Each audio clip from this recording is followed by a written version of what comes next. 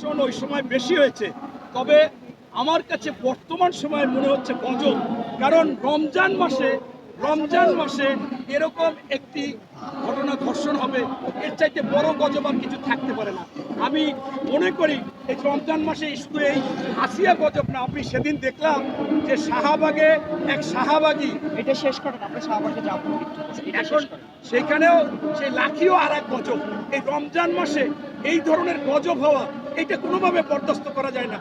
শেখ হাসিনার সময়ের যে ধর্ষণ বেশি এটা আমি বলতে পারবো না, তবে এই রমজান মাসে এতগুলো ধর্ষণ হয়েছে, সারা বাংলাদেশে মনে করেন ধর্ষণের প্রতিযোগিতা শুরু হয়েছে, এইটা বরদাস্ত করা যায় না। তবে শেখ হাসিনা যদি বলে থাকে, তবে আমার কাছে মনে হচ্ছে যে এই শেখ হাসিনা তার আমলের ধর্ষণের চেয়ে বেশি ধর্ষণ প্রমাণ করার জন্য তার বিভিন্ন কুলাঙ্গারদেরকে লাগিয়ে দিল কিনা, এটা আমার কাছে এই কথাটা মনে হচ্ছে স্পষ্ট। যদি শেখ হাসিনা এই কথা বলে থাকে, তবে তার প্রত্যেকটা জিনিসকে মানে ওভার করার জন্য এইটা ওনারা পরিকল্পিতভাবে করতে পারে। ধন্যবাদ। ওকে, লাকি আপনার পরিচয়টা একটু দেন, আপনার পরিচয়টা একটু দেন।